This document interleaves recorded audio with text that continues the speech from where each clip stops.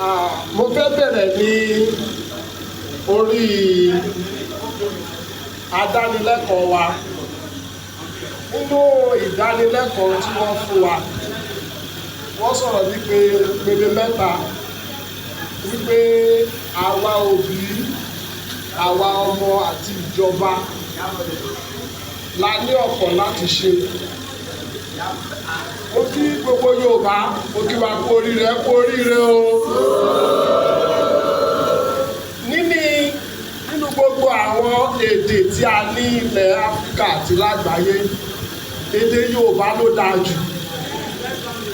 Ìdí ẹ̀ nìyẹn, Yorùbá ní èdè ìtumọ̀ fún gbogbo ọ̀rọ̀.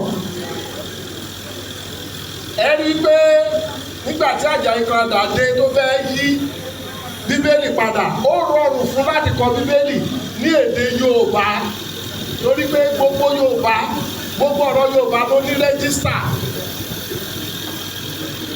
Kọ́ṣọ̀ wa ní èdè wa ní kọ́ṣọ̀ wa.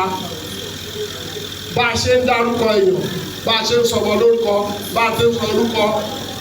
Ẹni wá láti ilé Ifá, Ifá gbèmí, Ifá kún mi, Ifá wọlé.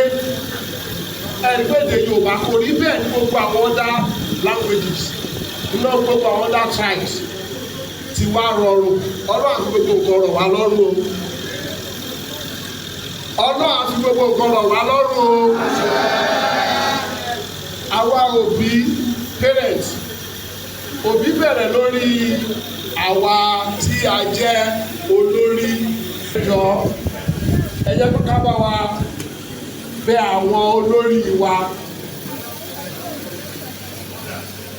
Ọ̀gá olùkọ́ ni mí, àmọ́ nígbà tí mo gba iṣẹ́ baálẹ̀, ẹjọ́ tó gbogbo táyì mi àti àwọn súùtù mi, mo kó wọn síta, mo fún àwọn tó lè lò ó torí mo pinnu wípé mi gbọ́dọ̀ túbọ̀ àìwọ ẹlẹ́wù tí ò túbọ̀ èdè tí mo gbọ́dọ̀ máa sọ.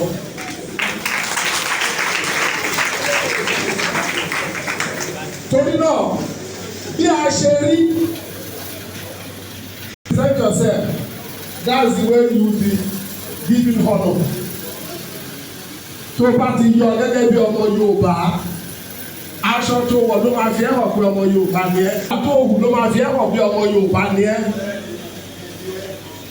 Tá a bá fẹ́ bá àgbà sọ̀rọ̀, ọ̀rọ̀ tó bá sọ jáde báyìí, òun lọmọlúwàbí tó máa fi hàn pé ọmọ Yorùbá ni ẹ́. Mo kí gbogbo àwa Yorùbá o. Àwa Yorùbá máa dáa ju o.